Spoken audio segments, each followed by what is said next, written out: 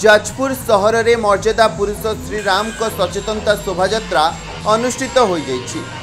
श्रीराम सेवा समिति पक्षर आयोजित यह शोभायात्रा जाजपुर विराज हाट निकटस्थ मंगला मंदिर प्रांगण बाहरी देवीगड़ा घाट निकट में पहुंची विसर्जन कर शोभायात्रा जाजपुर विभिन्न छक दे जाइथिबा बेले प्रत्येक छकरे श्रीराम को प्रतिमूर्ति में माल्यार्पण करने सह श्रीराम भक्त मानक स्वागत करा तेबे यही शोभायात्रा को श्रृंखलित करने व्यापक पुलिस फोर्स मुतयन करा सह प्रशासन पक्षर समस्त व्यवस्था ग्रहण करा। श्रीराम को सचेतनता शोभायात्रा पूरा जाजपुर सहर में एक आध्यात्मिक परिवेश सृष्टि होगा सह पूरा सहर राममय होता।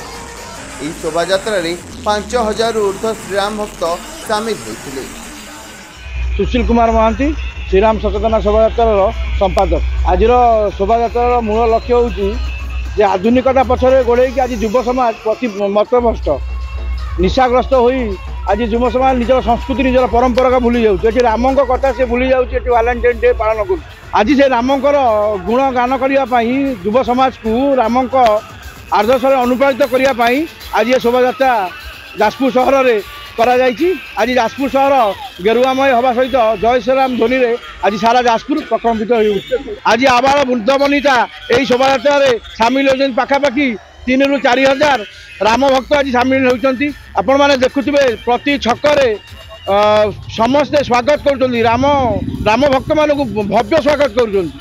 देखो चलित वर्ष जाजपुर सहर में जो श्रीराम नवमी अवसर में श्रीराम सचेतनता शोभायात्रा जो आयोजन कर शोभायात्रा आज जाजपुर सहर श्रीराम ध्वनि प्रकम्पित हो उठी।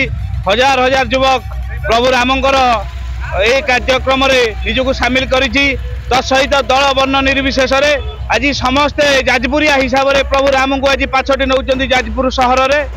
तेणुक ये शोभायात्रा को सफल करमाध्यम समग्र जाजपुरवासी को एवं युववर्ग को धन्यवाद दूची। ये कार्यक्रम माँ विरजा मंदिर निकट आरंभ हो देवीगड़ा घाट में विसर्जन और समापन करा। जाजपुर कृष्ण नायकों रिपोर्ट खबर ओडिशा।